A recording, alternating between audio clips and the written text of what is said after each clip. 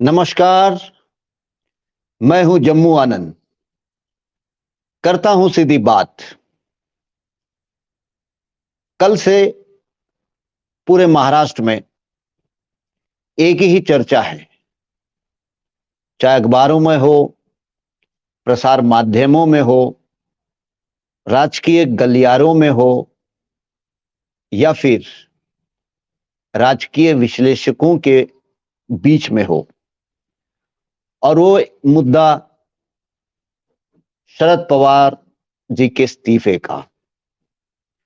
और कल से लेके आज तक जो चर्चा बनी रही और लोग शरद पवार द्वारा इस प्रकार की घोषणा के पीछे कारण ढूंढने का जो काम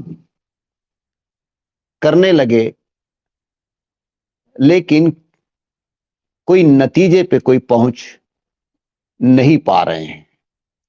और आज सुबह से जो एक नैरेटिव खास करके प्रसार माध्यमों में चलाया जा रहा है, और वो ये है कि शरद पवार जी के बाद कौन है जिनको पार्टी कमान सौंप सकती है। आज खास करके नामों की एक चर्चा प्रसार माध्यमों के माध्यम से होने लगी। लेकिन सबसे बड़ा जो सवाल है कि आखिर जो शरद पवार बड़े निर्णय पार्टी के अंदर या उन्हें भी कोई भूमिका लेनी होती है, तो उनकी जो परंपरा है या तरीका है, वो कोई भी निर्णय व्यक्तिगत स्तर पर नहीं लेते हैं। भले ही बयान वो करे, लेकिन जब निर्णय लेने का सवाल आता है या उनके दिमाग में कोई मुद्दा होता है, तो उनका जो काम करने की शैली है वो ये है कि जो भी प्रमुख नेतागण हैं पार्टी के, उनके साथ उनको बुलाते हैं, बिठाते हैं और एक मुद्दे को छेड़ते हैं, जानने की कोशिश करते हैं कि बाकी लोगों का किसी मुद्दे पर क्या राय है, और उसके बाद वो एक सूत्र उसमें से निकाल लेते हैं।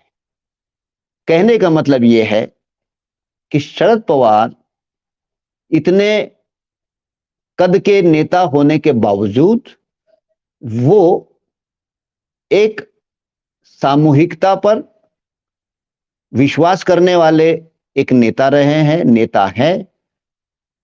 इस बार का इतना बड़ा जो निर्णय है, मतलब शरद पवार का खुद एक गैर पार्टी कार्यक्रम में, यानी जो कल कार्यक्रम हुआ वो कोई राष्ट्रवादी कांग्रेस पार्टी का अधिकृत कार्यक्रम नहीं था। वो तो उनका जो पुस्तक है, उस पुस्तक की दूसरी आवृत्ति जो है उसका विमोचन था। तो शरद पवार का यह फैसला बहुत ही पार्टी से जुड़ा हुआ फैसला उन्होंने एक ऐसे मंच से दिया जो पार्टी का मंच नहीं था। ये बात सही है कि जो कार्यकर्ता थे, अधिकांश क्या लगभग सारे कार्यकर्ता राष्ट्रवादी पार्टी के थे, सारे नेता भी वहां थे। तो ये जो टाइमिंग की जो बात है, ये टाइमिंग की बात सबको परेशान कर रही है। मुझे भी लगता है कि शरद पवार ने इतना बड़ा निर्णय का घोषणा करने के बाद करके उन्होंने क्या साध्य किया है, यह इंपॉर्टेंट बात है कि उन्होंने साध्य क्या किया है। अगर वो साध्य करने को हम नहीं पकड़ पाएंगे तो फिर शरद पवार ने जो घोषणा की है उस घोषणा के पीछे का मतलब हम नहीं समझ पाएंगे। मुझे ऐसा लगता है कि जो टाइमिंग है वो टाइमिंग एक कहती है कि कहीं ना कहीं शरद पवार जी को ये एहसास हो गया था कि पार्टी के विधायक, पार्टी में नहीं, पार्टी के विधायक मंडल में अब जो है सीधा फाड़ हो सकती है, फाड़ हो जाएगी। और तमाम जो दिग्गज आमदार है, एमएलएज है, जो मिनिस्टर्स रहे हैं, ये सारे लोग अजीत पवार के नेतृत्व में जिस प्रकार से एकनाथ शिंदे ने उद्धव ठाकरे के खिलाफ बगावत करके 40 आमदारों को अपने साथ खींच ले आए। यहां पर बगावत तो शरद पवार के खिलाफ नहीं है, यहां बगावत सरकार में शामिल होने का, यहां पर बगावत अजीत पवार के मुख्यमंत्री को लेकर, क्योंकि जब महाराष्ट्र के अंदर महाराष्ट्र विकास आघाड़ी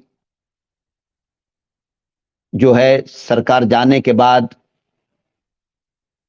वज्रमुठ की सभाएं वो कर रहा है और एक संदेश दिया जा रहा है कि आने वाले चुनाव महाराष्ट्र विकास आघाड़ी के जो घटक दल है, कांग्रेस, राष्ट्रवादी कांग्रेस और उद्धव ठाकरे का शिवसेना, ये मिलकर ही लड़ने वाले हैं। थोड़ी सी बयान इधर उधर के आने के बाद कांग्रेस के राष्ट्रीय अध्यक्ष ने जो पहल की और शरद पवार जी को एक प्रकार से दिल्ली आने का न्योता दिया और एक ऐसी पत्र परिषद उन्होंने करवाई जिस पत्र परिषद में स्वयं राहुल गांधी उपस्थित थे, शरद पवार उपस्थित थे, खड़गे जी उपस्थित थे और उस प्रेस कॉन्फ्रेंस में शरद पवार ने यह वक्तव्य दिया कि अपोजिशन यूनिटी जो है बहुत इंपॉर्टेंट है और एक संकेत उन्होंने दिया कि विपक्ष की एकता के लिए वो काम करने वाले हैं। ऐसे परिस्थिति में अगर वो महाराष्ट्र में कोई घटनाक्रम ऐसी हो जाए कि जहां पर अजीत पवार के नेतृत्व में अधिकांश विधायक, एमएलएस पार्टी से अलग हो जाते हैं और बीजेपी से हाथ मिला लेते हैं, तो कहीं ना कहीं क्योंकि शरद पवार जी की एक जो इमेज भी है कि उन पे कोई विश्वास नहीं करता है, तो इसलिए इस पड़ाव पर शरद पवार वो ठिकरा अपने सर पर नहीं लेना चाहते थे या नहीं लेना चाहिए भी कि ये जो बगावत हुई है, इस बगावत शरद पवार जी के सहमति से हुई है। मुझे ऐसा लगता है कि शरद पवार अपने पार्टी के विधायक मंडल में होने वाली टूट को वो जो है टालना चाहते थे, अवॉइड करना चाहते थे और उसमें वो जो है रोटी पलटाने वाली बात को लेकर रोटी उन्होंने चूल्हे के साथ पलटा दी। यानी अभी तो ये है कि रोटी, तवा और चूल्हा सबको पलटाया उन्होंने और वो उन्होंने जो किया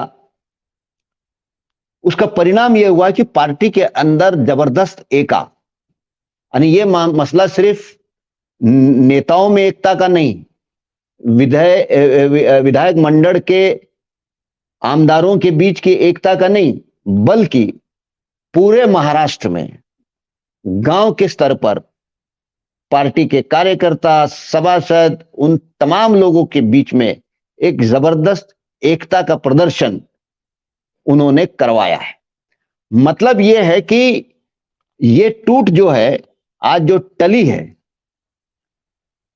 ये कब तक टलेगी ये तो वक्त बताएगा।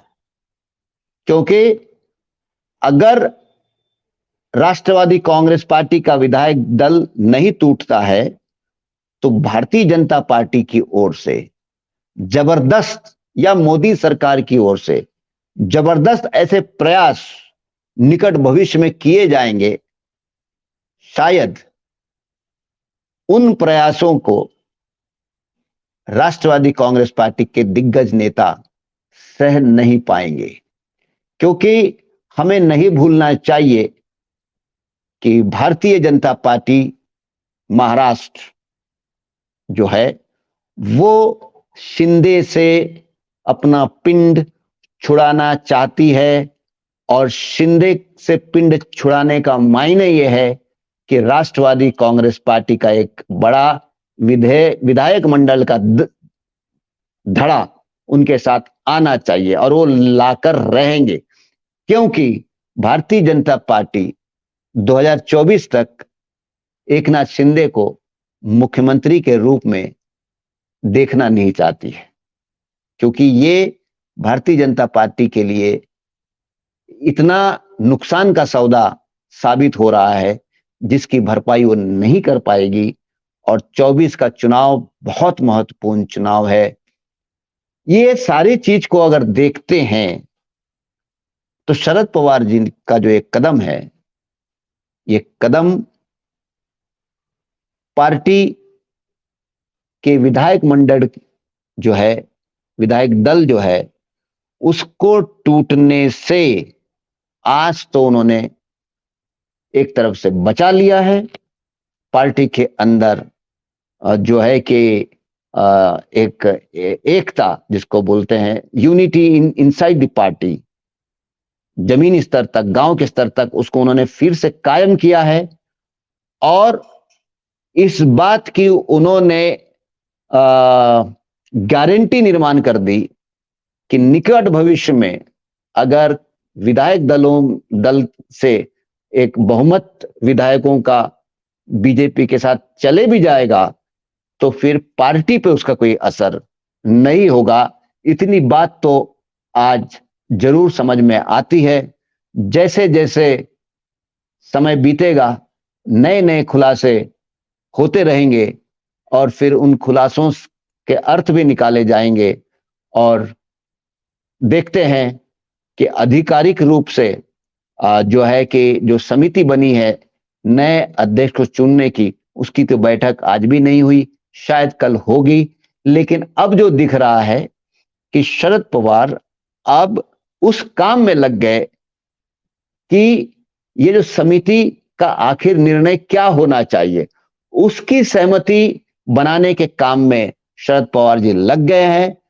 शाम को उनके घर पे जिन नेताओं को वो बुला रहे हैं वो वही नेता है जो इस समिति के भी मेंबर है। तो कहीं ना कहीं जो भी निर्णय होना है इस समिति के अंदर, उसमें भी सहमति बनाने का काम शरद पवार जी लग गए हैं। आज के लिए बस इतना ही। कल फिर किसी नए मुद्दे के साथ मिलेंगे।